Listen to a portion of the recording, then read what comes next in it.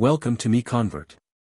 In this tutorial, I will show you how to convert code files to SKP format, completely free and online. Open your browser and search for code to SKP MiConvert.com. Click on the first result to go straight to the converter. You are now on the Code to SKP converter page. The interface is clean and easy to use. Let's upload a file. Click the Choose File button. A file picker will open. Select the code file you want to convert, then click Open. Your file is loaded and ready. You can see the file name, size, and destination format.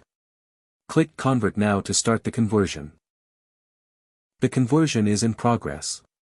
You can see the progress bar moving. This usually takes just a few seconds.